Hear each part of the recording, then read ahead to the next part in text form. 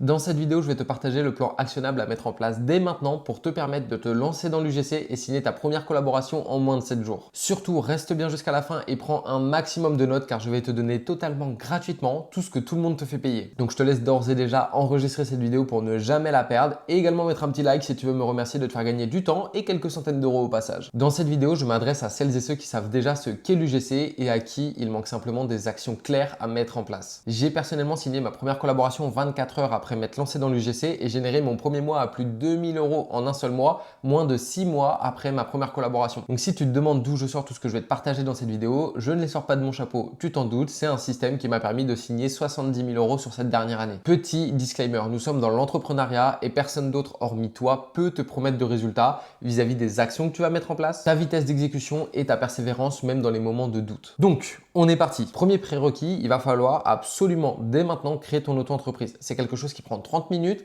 qui est gratuit et je sais, ça peut te prendre la tête, mais tu vas en avoir absolument besoin. Donc, je te laisse, si tu ne sais pas comment faire, m'envoyer auto sur Instagram et je t'enverrai le guide complet qui te permettra étape par étape de créer ton auto-entreprise tranquillement. Étape 1, jour 1, créer ses premières vidéos. C'est une tâche qui va prendre entre 2 et 3 heures. Beaucoup trop de gens qui aujourd'hui se lancent dans la création de contenu croient que ce qui fait le succès d'une vidéo, c'est la qualité de celle-ci. Alors qu'en fait, pas du tout. Ce qui fait aujourd'hui le succès d'une vidéo, c'est simplement sa qualité vis-à-vis de ce que tu ne vois pas. Donc ça va être le concept utilisé, le script, le message, l'angle, le positionnement, la façon, l'intonation de laquelle on parle. Et aujourd'hui, la qualité vidéo, ce que tu vois à l'écran n'est que l'optimisation d'un script qui est déjà efficace. Donc, premier pilier de ce jour 1, il va falloir dans un premier temps définir 6 vidéos. Donc là, je t'ai mis 4 gros points. Le premier, du coup, ça va être le secteur. Il va falloir définir parmi différents secteurs. Est-ce que tu vas faire des vidéos dans le secteur tech, dans la mode, dans le food, dans les produits du quotidien, le fitness, la skincare? Aujourd'hui, tu as beaucoup de possibilités. Donc, pour ces 6 premières vidéos, le but ne va pas être simplement de choisir un seul secteur, un seul produit, un seul concept, mais plutôt simplement d'aller piocher un petit peu dans tout cela pour apporter une diversité et pouvoir montrer aux marques qu'aujourd'hui tu es un créateur capable d'aller produire différents types et concepts de vidéos. Pareil pour le type de produit. Dans le secteur tech, ça peut être par exemple des applications, des produits tech, des micros, des caméras, peu importe. Ça peut être des restaurants, ça peut être de l'outfit, ça peut être des crèmes pour la skincare, ça peut être du matériel de sport pour le fitness, ça peut être une machine à café pour les produits du quotidien. En réalité, peu importe, aujourd'hui, chaque produit peut être mis en avant. Troisième des points, tu vas pouvoir choisir parmi différents concepts et formats. Ça peut être un format témoignage, très simple, très face cam finalement, des mises en situation, un format un peu plus storytelling, un format comparaison, un format un peu plus premium, etc. T'inquiète pas, je vais tout expliquer par la suite. Et le quatrième des points va être de définir est-ce que ces vidéos ont pour but d'être postées et diffusées en organique, ok, donc sur les réseaux sociaux directement, sur un compte réseaux sociaux, ou est-ce qu'ils ont pour but d'être diffusés en ads? Parce qu'aujourd'hui, c'est deux structures de vidéos différentes. Donc, je te donne juste ici 6 exemples de vidéos que tu peux utiliser, ok, pour avoir justement tes 6 premières vidéos. Donc, vidéo 1, ça peut être un témoignage face cam vis-à-vis d'une découverte d'un produit. Ça peut être une crème, un produit du quotidien, un produit skincare, peu importe le produit. Deuxième vidéo, ça peut être un UGC premium, un peu plus du coup dans le monde de la skincare, c'est bien plus cohérent, pour aller plus vers une démonstration de produit. Troisième vidéo, ça peut être une vidéo plus axée sur l'urgence, donc vraiment une vidéo de conversion qui va rentrer dans la partie beau fou du funnel de conversion. Donc, avec un concept beaucoup plus dynamique, on va mettre en avant une fin de stock, une promotion, exemple un Black Friday. Dans la période des Black Friday, tout ce que tu peux voir, c'est du sentiment d'urgence, d'exclusivité. Il faut payer, il faut acheter maintenant parce que ça dure pas longtemps, c'est du limité. Ok, c'est vraiment ce type de sentiment qu'on va aller chercher dans ce type de vidéo. Sur les 3 premières vidéos, on était plus dans l'apport un petit peu de diversité, donc un témoignage face cam, une production vidéo un peu plus premium et une vidéo plus urgente pour montrer justement ta capacité à aller produire des concepts entre guillemets, même si ce n'est pas vraiment des concepts, mais dans l'idée c'est un peu ça. Et sur les 3 dernières vidéos, donc vidéo 4, 5 et 6, on va vraiment être sur des formats 100% UGC avec une structure UGC bien définie comme on la connaît. Tu la verras juste après. La 4e vidéo, ça peut être vis-à-vis d'un produit tech. Ok, le produit tech, il résout quelle solution à quel problème. Vidéo 5, ça peut être un service donc IRL, donc ça peut être un service par exemple, ça peut être une institut de beauté, ça peut être un restaurant, ça peut être vraiment n'importe quel type de service dans des entreprises physiques. Et dernière vidéo, ça peut être du coup un produit du quotidien où tu vas simplement dans cette vidéo-là traiter une objection vis-à-vis de celui-ci. Donc garde bien cet exemple avec toi parce que c'est ce que je ferais si demain je devrais recréer un portfolio en partant de zéro. Deuxième gros pilier, il va falloir scripter ces vidéos. Donc là, concrètement, on a une structure assez classique et bien connue aujourd'hui dans l'UGC, bien qu'elle puisse avoir des variantes. Dans l'idée, si tu te réfères à ça, tu es sûr d'avoir une vidéo qui ait un minimum de sens et de cohérence. Donc dans un premier temps, il va falloir mettre un hook, il va falloir apporter une problématique, ensuite il va falloir faire une petite phase de transition vers la découverte du produit, la transformation de ce produit-là. Donc c'est là où on va aller taper un petit peu la sphère émotionnelle du prospect. La solution, donc concrètement, quel est le problème que ce produit résout, vraiment en quoi ce produit est la solution, et le CTA, donc le Call to Action. Ok. Donc si on détaille chaque point. Pour le hook, l'intérêt du hook est très simple, c'est de se dire qu'il doit arrêter le scroll. Toi, tu scrolles, tu as 3 secondes pour arrêter un scroll. Concrètement, si tu n'as pas conquis ton viewer pendant les 3 premières secondes, il scroll. C'est comme ça que ça se passe. Toi-même, tu sais. Donc, il va y avoir 3 types de hook. Donc, il va y avoir le hook oral vis-à-vis de ce que tu dis. Donc, concrètement, qu'est-ce que tu vas dire? Quelle est la première phrase que tu vas dire? Ce qui marche plutôt bien, ça va être soit d'avoir une tournure de phrase assez négative, ou plutôt alors d'aller apporter un questionnement pour aller justement aller chercher cette intrigue. Ça peut être un hook visuel, donc concrètement, ça peut être déjà le gros texte, ça peut être un hook texte, ok? Et ça peut être un hook vis-à-vis des mouvements de la caméra, vis-à-vis de ce qui se passe à l'écran, vraiment la partie visuelle, ok? En quoi ton cerveau va se dire, qu'est-ce qui se passe là devant moi? Et troisième type de hook, ça va être le hook sonore. Concrètement, ça va être la façon dont tu parles, ok, ce qui se dit, l'intonation qui est employée, et également du coup les effets sonores comme un riser ou des choses comme ça. Donc concrètement, un bon hook doit créer une intrigue pour le client idéal du produit. Concrètement, aujourd'hui, chaque marque, chaque produit a un client idéal. Exemple, DJI avec leur micro, leur client idéal, c'est nous, les créateurs de contenu. Tu vois ce que je veux dire? C'est pas le boulanger, c'est nous, créateurs de contenu. On est leur client idéal. Concrètement, il faut qu'un bon hook, il arrête la bonne personne. C'est ça l'objectif. Ensuite, on va pouvoir du coup s'attaquer au problème. Le but justement de la partie problème, c'est que le client idéal, le spectateur, il puisse directement s'identifier à toi. Il veut que tu le comprennes, qu'il se dise « mais il comprend exactement ce que je vis, moi aussi je suis dans cette situation-là, c'est trop bien, il faut que j'écoute ce qu'il a à me dire ». C'est ça, il faut qu'il s'identifie à toi, qu'il se dise « je suis comme lui ». C'est à ce moment-là que tu vas concrètement appuyer là où ça fait mal, là où il a sa douleur. Il faut que tu la racontes, que tu mettes des mots sur ce qu'il ressent pour qu'il se dise encore une fois, c'est ça.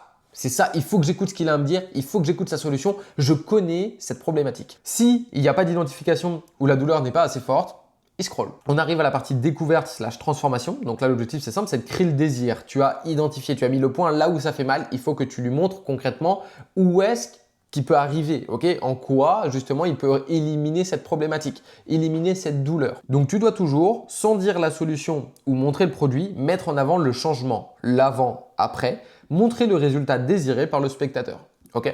Je pense que c'est assez clair. Ensuite, la solution, donc là, on est vraiment dans la présentation du produit ou du service en fonction de ce que tu mets en avant. C'est maintenant qu'il a l'eau à la bouche, qu'il est prêt à découvrir ta solution. Tu vas lui partager ton petit secret, ton coup de cœur, la petite chose à toi, à travers ses bienfaits et ses caractéristiques. Donc l'objectif, c'est vraiment qu'il se dise, ce gars-là, c'est quelqu'un de lambda, qui vit la même chose que moi, qui a juste découvert la solution et il me la partage. C'est ça qui doit être ressenti à travers une vidéo UGC. Et donc le call to action, est-ce qu'il sait quoi faire? Concrètement, aujourd'hui, tu dois le guider, il doit savoir exactement quoi faire. Est-ce qu'il doit cliquer, s'abonner, enregistrer, partager? Parce que l'humain, aujourd'hui, il doit être guidé. Petite subtilité, le call to action dépend aussi du format et du type de vidéo. Donc concrètement, si tu es sur une vidéo tofu, mofu ou bofu, donc là on est dans les parties de du funnel de conversion, top of the funnel, middle of the funnel, bottom of the funnel. Même si tu ne sais pas encore ce que c'est pas grave, tu gardes ça dans un coin de ta tête, j'en ferai une vidéo dédiée un petit peu plus tard et tu verras, tout sera extrêmement logique. Donc concrètement, ça dépend du type de format car il dépendra de ses avantages mis en avant. Aujourd'hui, si on est sur une vidéo un petit peu plus urgence, en mode Black Friday, en mode vraiment conversion bofu, bah concrètement c'est achète maintenant, clique sur le lien et passe ta commande, ne passe pas à côté de l'opportunité. Si on est sur une vidéo organique, tofu, donc top of the funnel, où on veut simplement attirer, aller chercher un maximum de visibilité. Là, on va être simplement dans like, partage, abonne-toi, des choses comme ça. Okay? Et donc, dernier pilier de ce premier jour, de cette première étape, comment savoir si un script est bon?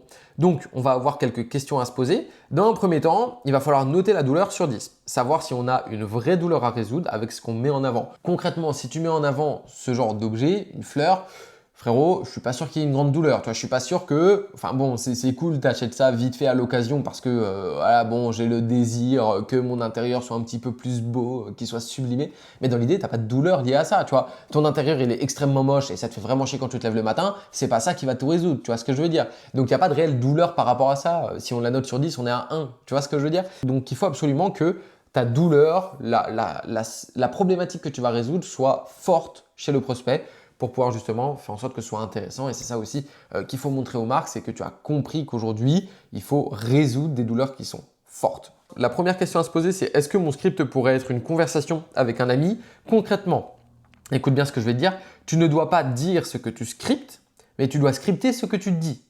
Ok, par rapport à ça, tu ne dois pas dire ce que tu scriptes, mais tu dois scripter ce que tu dis. Il faut que tu scriptes comme si c'était une conversation entre amis. Tu n'es pas un expert, tu es juste un client de cette solution. Tu vois ce que je veux dire? Tu es un utilisateur du produit. Donc, il faut absolument qu'elle ait l'impression que tu sois également comme elle dans la façon de parler, dans une ambiance assez chaleureuse, assez conviviale, assez familiale. Donc, deuxième question, est-ce que j'ai capté l'attention dès la première phase? Donc, en 3 secondes. Si la réponse c'est non, alors ton hook il est à chier, il faut le changer. Et si la réponse c'est oui, ton hook est bon. Est-ce qu'on comprend vraiment ce que le produit a changé dans ma vie? Si la réponse c'est oui, tant mieux. Si la réponse c'est non, alors il va falloir revoir justement la partie découverte, transformation et solution. Et dernière question, est-ce que j'ai guidé mon viewer? Est-ce qu'il sait quoi faire? Est-ce que c'est clair? Je sais qu'on vient de voir beaucoup de choses, donc tu peux m'envoyer script en privé sur Instagram et je t'enverrai un guide complet dans lequel tu retrouveras mes templates personnels ainsi qu'une bibliothèque qui référence différents concepts UGC avec des indications de tournage, des exemples de plans B-roll, tout ce qu'il te faut aujourd'hui pour justement créer tes 6 premières vidéos, scripter tes 6 premières vidéos du mois. Pense également à me follow sur Instagram parce que je te partage chaque semaine beaucoup de valeurs et surtout beaucoup de ressources en story surtout. C'est évidemment des ressources personnelles que j'utilise au quotidien donc ça te sera très très utile. Étape 2, jour 2, maintenant qu'on a scripté, on a choisi et scripté tes 6 premières vidéos, on va tourner tes 6 premières vidéos. C'est quelque chose qui va également te prendre 2 à 3 heures. Donc tu vois que déjà en 2 jours, on passe de je ne sais pas concrètement comment me lancer dans l'UGC à je suis en train de tourner mes 6 premières vidéos. Donc on a des petites règles, des petits tips de base pour le tournage de tes premières vidéos. Donc le premier point, ça va être le cadrage. Ok, la première règle, ça va être le cadrage. Donc c'est très simple, tu dois être au centre de la ligne horizontale. Ok, donc ta ligne horizontale comme ça, tu dois être au milieu. D'accord, tu ne mets pas à gauche ou à droite ou je sais pas où. Tu vois que là, je suis au milieu de l'écran. Pareil du coup sur la ligne verticale. Ok, admettons, tu as une ligne verticale comme ça au milieu de l'écran. Tes yeux doivent être, pour que tu aies une référence, situés aux 2 tiers de cette vidéo. Ok, tu coupes ta vidéo en 3, donc 1, 2 et 3. Donc tu dois être aux 2 tiers. Donc 1 et 2 blocs. Tu as tes yeux et tu as le deuxième tiers au-dessus, le troisième tiers au-dessus, pardon. Ok, ça, c'est une bonne référence pour que tu aies un bon cadrage. Tu vois, là, on voit que je suis super bien cadré. Mes yeux, ils sont aux 2 tiers et j'ai un espace qui est égal à gauche et à droite. Ça, c'est super important parce qu'il va y avoir aussi des zones. Il faudra y faire attention. Tu verras ça un petit peu plus tard, c'est pas forcément urgent. Mais il y a des zones dans lesquelles tu mets tes sous-titres et dans lesquels tu rajoutes tes éléments, ok? Parce qu'il y a des zones qui ne sont pas propices à avoir des éléments pour 2 raisons. 1, tu as le schéma de lecture des yeux. Et 2, tu as toutes tes barres d'informations sur les réseaux sociaux. Tu vois, tu as le nom en bas, la description, la barre de like et de partage et tout ce que tu veux. Et sachant que ton contenu, il est voué à être diffusé à travers un réseau social, quoi qu'il arrive, il faudra prendre en compte aussi ces zones où on met rien, où on met pas d'éléments. Et donc c'est important du coup d'être bien cadré dès le début, sinon ça pourrait également te poser des problématiques au niveau du montage après. Deuxième des points, la luminosité, la meilleure lumière que tu puisses avoir aujourd'hui, c'est la lumière du soleil. Ou alors, il faut que tu aies du matos et bien maîtriser ça. Sache qu'aujourd'hui, ce qui fait vraiment la qualité d'une vidéo, c'est pas le fait que tu tournes en 4K. Exemple, cette vidéo, elle est tournée en 1080p. Ok, il n'y a pas de 4K, il n'y a pas de 2K, il n'y a pas de je sais pas quoi, c'est 1080p. C'est moins bien que ce que tu peux faire avec ton iPhone. Bon, c'est pour une histoire de stockage en réalité, mais dans l'idée, c'est surtout que ce qui fait en sorte que cette vidéo, aujourd'hui, elle est sympa à regarder, c'est la lumière de fond, le fait que j'ai un visage bien éclairé, et ça, tu le vois pas, tu vois, mais je peux augmenter. Là, c'est moche. Là, c'est moche. Là, c'est pas mal. Ok, on va baisser même encore un petit peu. Donc ça, c'est la lumière. Aujourd'hui, pour pas t'embêter avec toutes ces choses-là, il faut acheter de la lumière, il faut acheter du matériel, il faut tout mettre en place, il faut comprendre comment bien jouer avec celle-ci, etc. La meilleure luminosité, ce qui va te donner la meilleure qualité d'image, c'est la lumière du jour. Tu te mets face au soleil. Attention, il ne faut pas de soleil dans le dos, sinon tu vas être simplement en ce qu'on appelle en contre-jour. Mais donc tu te mets face à l'arrivée de lumière et ta vidéo, elle sera très bien. Troisième des points, il te faut absolument une cohérence visuelle. Donc il faut tourner tous les plans en même temps et avec la même colorimétrie. Donc tu commences pas à me faire des plans le matin, le midi et le soir, d'accord? Il faut que ta vidéo elle soit cohérente. Ça, c'est un point qui est super important parce que ça va vraiment contribuer à la cohérence globale et la beauté globale de ta vidéo. Ensuite, il faut une cohérence donc sonore, c'est pareil. Soit tu tournes tous tes plans en face cam et tu incorpores tes b-roll par-dessus derrière, soit tu tournes tout en voix off et sans mettre le micro dans ta bouche, qu'on soit clair. Tu vas pas commencer à manger ton micro comme ça. Ça me fume. Arrêtez de faire ça. Vraiment, on n'est plus en 2015. Là, arrêtez de bouffer vos micros. Avant-dernier des points, il va falloir donc en même temps tourner tes b-roll. Tes b-roll, on va le voir un petit peu plus tard, mais en réalité, tu as même beaucoup d'exemples de b-roll dans le guide que je t'envoie sur Instagram. Mais dans l'idée, les b-roll, ça va être les plans d'illustration. Ok, il y a ce que tu dis, tu vas pas faire toute ta vidéo en face cam forcément. Donc, tu vas mettre des plans d'illustration par-dessus pour illustrer ce que tu dis. Donc, ça peut être des plans de démonstration du produit, des plans où tu t'appliques un produit, des plans où tu utilises, des plans où tu mets en scène une réaction, un sentiment, quelque chose comme ça. Le petit tip que je te partage ici, c'est de tourner plus de plans de démonstration que ce que tu as besoin, de façon à ce que tu puisses les trier par la suite. Et dernier des points, du coup, je te conseille du coup de changer de tenue entre tes 6 vidéos, sachant que tu vas tourner toutes tes vidéos la même journée, la même soirée. On va se faire une petite étude de cas. Donc là, on est sur 2 de mes premières vidéos du coup de mon portfolio. J'ai fait une vidéo pour la créatine, on va la regarder maintenant. Je vais te parler d'un complément alimentaire que j'ai intégré à ma routine depuis quelques semaines maintenant, c'est la créatine de MyProtein. Je me suis dirigé sur celle de MyProtein pour sa fiabilité et ses excellents commentaires surtout. Elle améliore ta force, ton endurance et ta récupération. C'est le petit boost qui fait la différence pendant les entraînements. Donc là, on se rend compte qu'il n'y a pas de cohérence, il n'y a pas de structure. Clairement, la vidéo, elle est elle est pas top, mais dans l'idée, c'est la première vidéo que j'ai créée et cette vidéo dans mon portfolio, elle m'a permis quand même d'avoir des premières collabs. Donc c'est pour te montrer qu'aujourd'hui, même en étant débutant, novice, qu'on n'ait pas encore compris comment structurer comme il faut une vidéo, comment scripter comme il faut une vidéo, comment la dynamiser comme il faut, ben, on peut quand même aller chercher des collabs. Tu vois. Là, deuxième exemple. Toi aussi, t'en as marre des déodorants qui tiennent même pas une matinée et qui laissent des traces blanches partout? Donc là, on est sur un bien meilleur hook. Pourquoi? Parce qu'on commence avec une question qui cible directement le client idéal. C'est insupportable. Et puis, j'ai découvert Ushuaïa, une formule longue durée, sans traces blanches, avec des parfums juste incroyables. Un parfum frais, même dans les journées les plus mouvementées. Mon coup de cœur à moi, le déo au cèdre brut. Adieu les traces et bonjour la fraîcheur. C'est sympa. Donc, clairement, je valide cette première vidéo que j'ai faite moi-même pour mon portfolio au début. Donc tu vois, donc concrètement, c'est juste ces 2 premières vidéos que j'ai mis dans mon portfolio. Ça m'a permis de décrocher 2 premières collaborations rémunérées. Autre exemple, justement pour te montrer, ça c'est une première vidéo qu'on avait faite pour notre portfolio pour montrer, du coup, pour avoir un exemple de vidéo à montrer à une vraie entreprise quand on allait la démarcher. Donc ça, c'était la vidéo d'exemple qu'on avait créée avec Zay. On vous emmène dans le restaurant le plus original de Casablanca. Ça fait un moment qu'on voit ce restaurant partout sur les réseaux sociaux et Marina Juice, c'est la tendance du moment. Donc là, encore une fois, le but de cette vidéo, c'était juste de pouvoir montrer lors d'une prospection avec une entreprise ce qu'on pouvait faire. Et donc, ce qui se passe, c'est qu'en fait, c'était un peu prémédité. On avait fait cet exemple de vidéo pour pouvoir aller prospecter ce petit magasin-là. Et en plus, c'était une collab en gifting. On n'a pas été payé pour faire cette vidéo, juste on a mangé gratuit, tu vois. Et on a kiffé notre vie, tu vois. Mais ça te permet de prendre de l'expérience. C'est ça qu'il faut se dire, c'est qu'aujourd'hui, plus tu vas créer de vidéos, plus tu vas prendre de l'expérience, plus tu vas maîtriser la structure, la qualité, la cohérence et tout ce qui va faire que tu deviendras un bon ou une bonne créatrice UGC. On est tombé sur Home Donuts en se baladant dans la rue. On connaissait pas du tout et franchement on est rentré juste par curiosité. Et c'était pas des donuts comme on voyait d'habitude. Il y avait de tout, des crèmes, des fruits, des Kinder, des chocobons, un vrai régal. Frérot, c'est nul. J'étais dans l'idée, la structure de vidéo entre guillemets est bonne, la vidéo est belle et les plans d'illustration sont bien. Mais frérot, je suis un endormi, tu vois, ma voix off elle est nulle, le script il est nul, c'est pas dynamique, mais dans l'idée, c'est grâce à ce genre de vidéo qu'on a pu prendre de l'expérience et qu'on a pu par la suite aller faire des bien meilleures vidéos pour des restaurants ou plein d'autres choses. Ok? Donc voilà un petit peu par rapport à ça. Encore une fois, dans le dossier que je vais t'envoyer sur Instagram, tu auras un tas d'idées de plans b-roll et de plans que tu peux faire en face caméra. Ok? Déjà référencés à reproduire. Donc tu trouveras une petite bibliothèque avec tout plein d'idées de contenu, d'exemples que tu peux simplement reproduire et qui va t'aider à créer toi tes premières vidéos. Étape numéro 3, jour 3. On va monter tes 6 vidéos que tu as tournées dans le jour numéro 2. Donc, ça va te prendre encore une fois 2 à 3 heures et je vais te partager 6 étapes, 6 points. C'est une façon de monter mes vidéos qui te permettra de faire des vidéos, des montages à la chaîne et qui te sera bien utile quand tu auras beaucoup de taf, beaucoup de vidéos à monter. Ça s'apprend pas tellement le montage.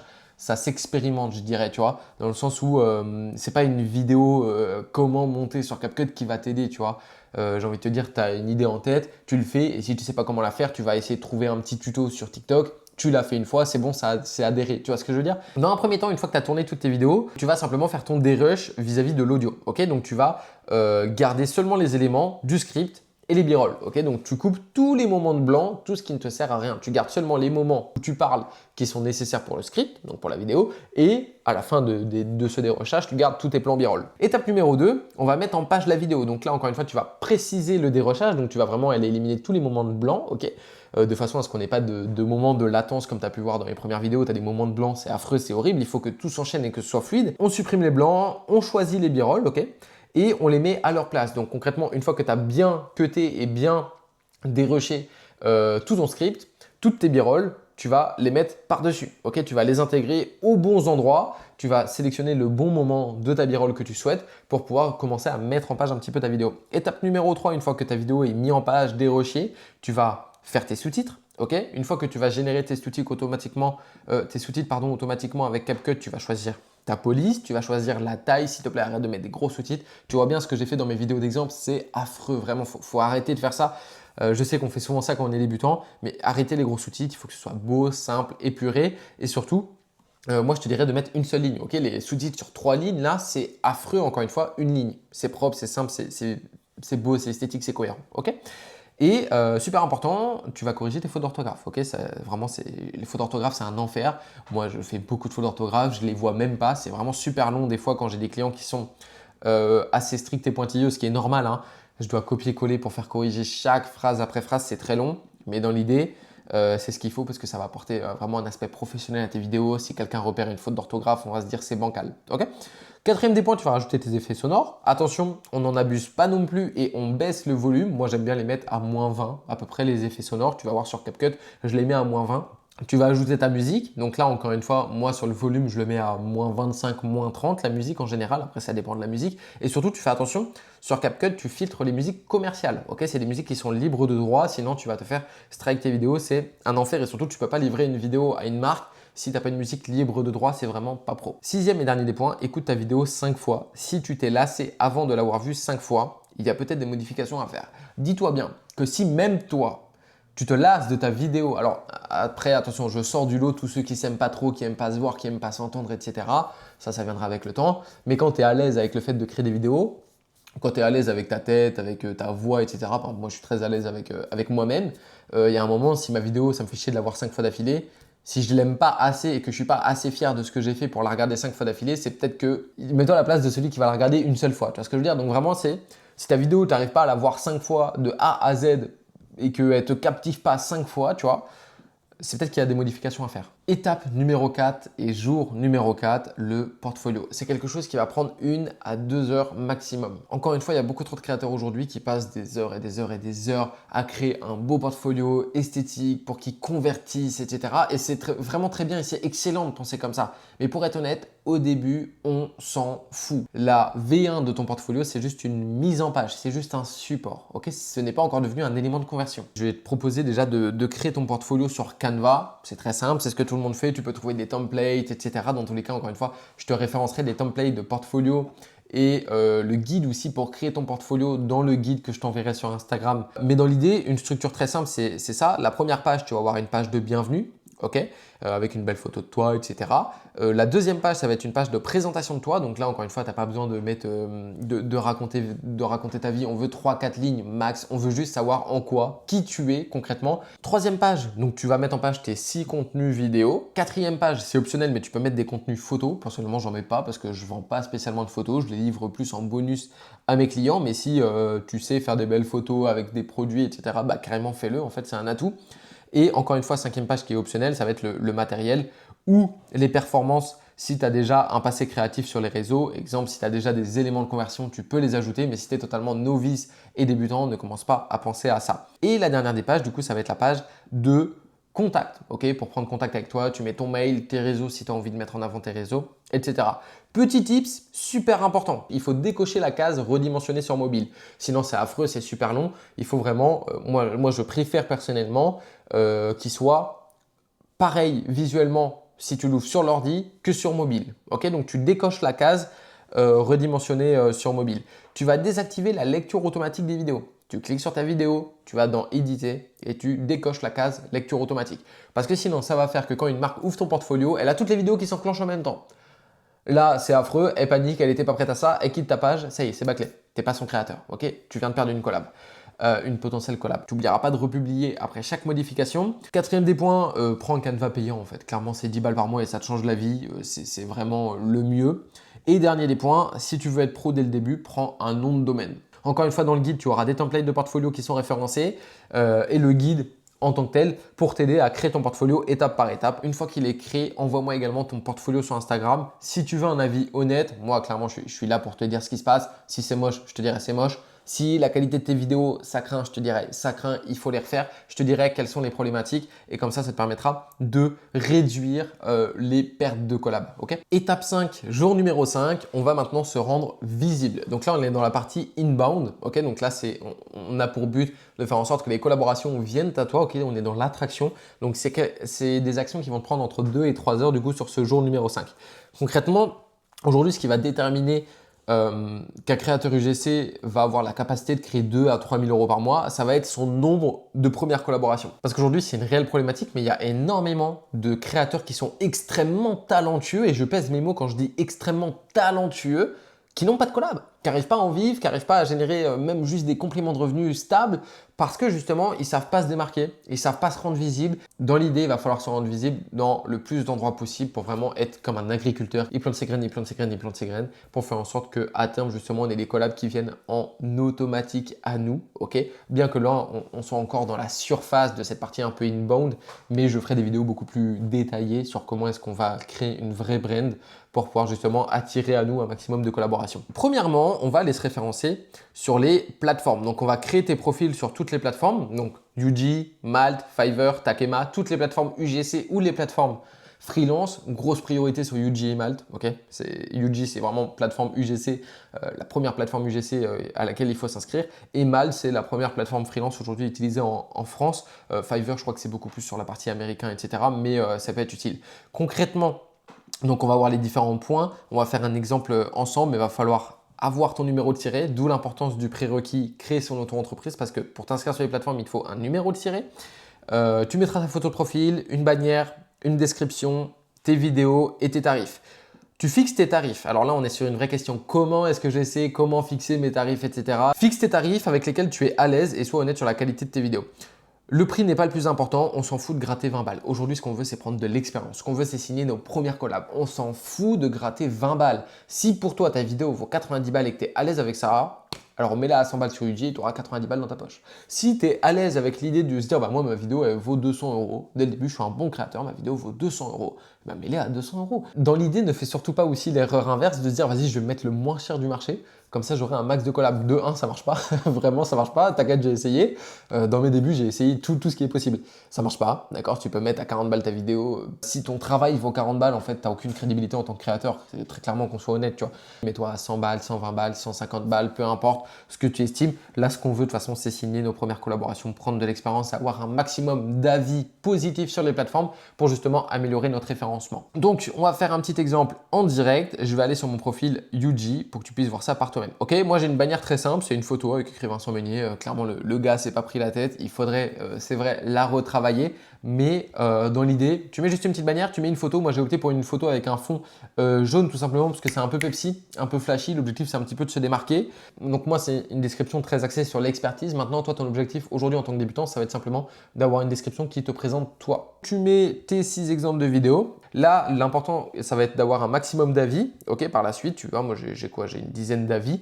C'est ça qui va te faire référencer du coup justement sur les plateformes. C'est les bons avis. Et au niveau des prix, tu vois bien que dans tous les cas, en réalité, le prix, c'est juste entre guillemets un attrape parce que tu te références pas forcément à ces prix-là. Le gars, il vient te voir, il te dit son budget. En général, il ne vient pas forcément te voir forcément pour ton prix. Bien que le prix puisse être un facteur de ta sélection et du fait qu'il t'envoie un message, en général, les gens ils viennent te voir avec leur enveloppe et t'as beau avoir écrit 120 balles sur ton compte, tu peux signer une collab à 300 balles sans problème, tu vois. Donc c'est plus un phénomène de je suis un créateur accessible, ok, dans le but de multiplier un petit peu son nombre de premières collabs plutôt qu'une vraie stratégie en soi. Tu vois ce que je veux dire? Deuxième des points, du coup, va falloir te référencer dans les agences. Donc concrètement, c'est très simple. Il va falloir suivre les formulaires d'inscription. Tu partages ton portfolio et tu rejoins les groupes casting. Donc là, tu mets agence UGC sur Internet et tu t'inscris dans toutes les agences. Frérot, ça va te prendre un petit peu de temps, mais ça va aller, tu vas t'en sortir. Encore une fois, je suis là pour te donner tout ce que les autres te font payer. Donc dans le guide que je t'enverrai sur Instagram, tu trouveras toutes les plateformes et les agences sur lesquelles t'inscrire pour te rendre visible. Ça t'évitera des heures et des heures déjà de recherche sur Internet et surtout, ça te donnera accès à des groupes casting exclusifs. Étape numéro 6, jour 6 et jour 7, ça va être la prospection. Donc là, on est dans la partie outbound, donc dans la partie où on va aller chercher nous-mêmes la collaboration. Donc là, je te casse ta croyance directe, tu n'as pas besoin de passer ta vie à prospecter. Sinon, ta vie serait vraiment de la merde. Qu'on soit honnête, ça fait plaisir à personne de prospecter. Donc ne t'en fais pas, le but c'est vraiment d'être chill et dans le bon état d'esprit avec justement cette partie prospection. Je veux pas en voir venir me voir sur Instagram et me dire j'ai prospecté 50 entreprises hier, 50 entreprises chaque jour depuis une semaine et j'ai pas de réponse. Évidemment, c'est normal.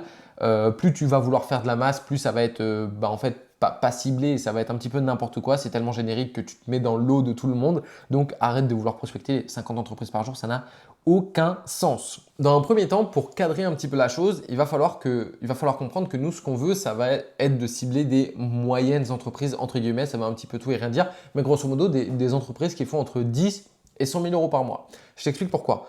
Avant 10 000 euros par mois, concrètement, la collaboration, elle compte beaucoup. Ça veut dire que 100 euros, ça compte. Ok, c'est des petits budgets qui sont dépensés en ads. C'est des petits budgets. Ils n'ont pas encore le budget pour se foirer. Ils n'ont pas le budget pour tester. Ok, 100 balles, ça compte dans la trésorerie. Donc concrètement, ils vont plus mettre toutes les chances de leur côté et aller prospecter et du moins aller signer des collaborations avec des créateurs qui sont déjà établis. Donc à moins d'aller les prospecter en leur montrant directement une expertise et te démarquant, ils vont plutôt privilégier la sécurité entre guillemets. Au-dessus de 100 000 euros par mois, c'est des entreprises qui en général commencent déjà à travailler avec des agences. Ok, donc à ce moment-là, tu peux, si tu veux, te référencer dans les agences. C'est le but, c'est ce qu'on a fait juste avant.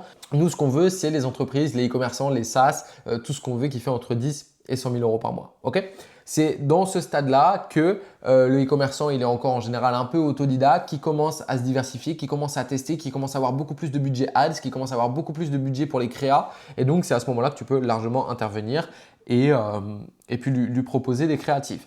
Petit tips, il faut comprendre que les e-commerçants, ce sont les premiers qui ont été éduqués sur l'importance de travailler avec des créateurs UGC. Ok, donc ce sera forcément plus simple aujourd'hui d'aller travailler avec des e-commerçants parce que même si ils n'ont pas encore forcément beaucoup travaillé avec de l'UGC, ils sont déjà entre guillemets pré-éduqués. Ok, ça fait partie du e-commerce d'utiliser l'UGC aujourd'hui. Donc concrètement, ils savent, ils s'y attendent que vous allez travailler ensemble. Tu n'as pas besoin de faire tout ce travail de pourquoi l'UGC c'est important, nanani, nanana, si tu vas prospecter une entreprise par toi-même, ok, qui n'est pas encore éduquée. Donc point numéro 1 de ce dernier pilier, on va déjà commencer par une session de recherche. On va rechercher les entreprises qui nous intéressent. On va commencer par aller sur les plateformes comme Yuji et Malt pour aller directement sur les comptes des créateurs et regarder les avis pour trouver justement les entreprises avec lesquelles ils ont collaboré ou même simplement les vidéos qu'ils ont mis en avant. Donc si je retourne encore une fois sur Yuji, admettons, on va aller chez les hommes. Tac, on va mettre ça, France, nickel. Donc si on va dans un compte créateur, par exemple voilà, de Tristan, voilà, on sait qu'il a travaillé avec la Compagnie du Sens.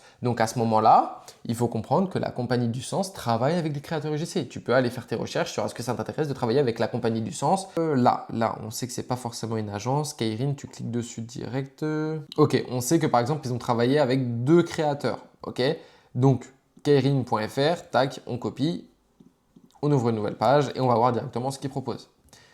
Ok, c'est des compléments, du pré-workout, des électrolytes, des trucs comme ça. Si tu es dans le monde de la fitness ou tu fais un petit peu de sport et tu penses être un bon créateur, un petit peu qui pourrait avoir une valeur ajoutée pour eux, eh ben, tu peux directement les contacter. Pourquoi? Parce que tu sais qu'ils travaillent avec des UGC. Ok, donc là, tu as déjà une première entreprise à contacter. Ok, donc comment tu vas faire? Là, tu as leur email juste ici. Bam, tu la prends et tu la mets de côté. Ok, ok, on prend par exemple Papils. Papils, on voit qu'ils ont travaillé aussi avec plusieurs créateurs. Ok, tu cliques sur leur site web. Ok, c'est quoi? C'est des trucs du sommeil, énergie, c'est des compléments alimentaires aussi. Donc pareil, si tu veux travailler avec ce genre d'entreprise, tu sais qu'ils travaillent avec de l'UGC, tu vas en bas, tu chopes leur mail et tu mets ça de côté. Ok, et tu fais ça du coup sur Yuji, sur Malt Et tu peux aller faire ça sur TikTok, ok? Donc tu vas sur TikTok, pareil. Donc sur TikTok, tu tapes créatrice UGC. Il y a beaucoup de... t'en fais pas sur tous les trucs verts, c'est juste que j'ai l'extension en fait. Et ça, j'ai l'extension Trend Track. Mais dans l'idée, tu tapes créatrice ou créateur UGC sur TikTok. Et donc là, tu vas trouver beaucoup de vidéos de créatrices. Tu vas tomber sur beaucoup de comptes créatrices ou créateurs UGC. Donc souvent, ils parlent pas mal de backstage. Mais parmi ces comptes-là, tu vas trouver des exemples de vidéos qui publient dans lesquelles ils ont vraiment travaillé avec des entreprises, tu vois. Donc, ça te permet de savoir déjà que ces entreprises-là, s'ils ont travaillé avec une créatrice ou un créateur UGC, c'est que potentiellement, ils pourraient être amenés à travailler avec toi. Donc encore une fois, tu trouves l'entreprise en question. Exemple, là, tu vois, il y a beaucoup de démonstrations de produits, etc. On ne sait pas si ça a vraiment été des collabs, mais dans l'idée, il y a des vidéos où tu sais que ça a peut-être vraiment été des collabs. Donc, bah, tu peux directement aller contacter la marque. Par la suite, on aura aussi du coup un vrai levier avec LinkedIn, mais pour l'instant, on va rester dans le simple. Deuxième et dernier pilier, la prise de contact. Donc, c'est toujours par email, ok? Donc le mail, on l'a vu juste avant, tu le trouves directement sur le site web la plupart du temps de la marque. Donc c'est simple, le mail, il structure en 3 étapes. Un, tu vas mettre une accroche, ok? L'objectif, c'est de faire une accroche un petit peu personnalisée où tu vas dire j'ai découvert dernièrement votre entreprise, j'ai vu votre dernière gamme, j'ai beaucoup kiffé, nanani, nanana. Bref, tu vas vraiment te démarquer, mais en étant honnête, hein, tu fais pas du bullshit. Tu vas directement parler de ton offre plus la valeur que tu peux apporter. Donc l'objectif, c'est d'apprendre un petit peu que tu arrives à structurer ça en attendant que je puisse te faire la vidéo spéciale sur la prospection. Bah, il faut que tu arrives un petit peu par toi-même. Tu peux m'envoyer aussi des messages sur Instagram, je t'aiderai, hein. Mais à structurer un petit peu la façon dont tu parles de ton offre et de tes prestations, ok? Sans parler de prix, on n'a pas besoin de parler de prix, on s'en fout. Et du coup, un call to action. Pour inviter du coup l'entreprise à directement aller faire un petit tour sur ton portfolio, et si ça convient, il te répondra, et si ça convient pas, il te dira très gentiment que ça ne l'intéresse pas, ou alors il te répondra jamais. Hésite pas. Donc là on a 3 petits points. Donc premier point, je t'ai dit pas de tarif. Deuxième point, tu restes simple, donc 5-6 lignes max. Deuxième point, pas de faute d'orthographe, super important, sinon tu te tires une balle dans le pied. Et dernier des points, je te conseille d'avoir un tableau de suivi dans lequel tu notes toutes les entreprises que tu as contactées. Et également, super important, de faire des relances. Ok, donc de noter lesquelles tu as déjà relancé, lesquelles tu n'as pas relancé, lesquelles t'ont donné des réponses, etc., etc. Donc une fois que tu auras mis tout ça en place, tu auras aussi tes premières réponses, tes premières négociations par mail, etc., tes premiers contrats, tes premières factures. Ils vont te demander des choses. S'il y a des choses que tu as peur de faire ou que tu as peur de mal faire peut-être, parce que ce qui est normal, tu pourrais être amené à foirer potentiellement une collaboration, c'est normal, n'hésite pas encore une fois à venir me demander un petit conseil sur Instagram. Dernier des points, si tu fais partie de celles et ceux qui veulent vivre de leur activité UGC à 100%, qui veulent générer entre 3 et 5 000 euros stables chaque mois, sache que j'ouvre chaque mois quelques places dans mon accompagnement dans lequel je t'accompagne personnellement à développer ton activité et la stabiliser grâce à un système qui a déjà fait ses preuves, parce que sur les 12 derniers mois, j'ai signé plus de 70 000 euros grâce à celui-ci. L'objectif, c'est de faire de toi un créateur incontournable, encore une fois, pour que tu puisses développer 3 à 5 000 euros par mois stable à travers ton activité de créateur UGC. Donc, si tu veux aller plus vite et construire une activité solide dès le jour 1, tu peux directement, encore une fois, m'envoyer un message sur Instagram. Sur ce, je te laisse t'abonner, liker, commenter si tu as des questions et partager cette vidéo. N'hésite pas à la revisionner encore et encore jusqu'à ce que tu aies appliqué 100% des étapes que je viens de te partager. On se dit à la prochaine. Ciao.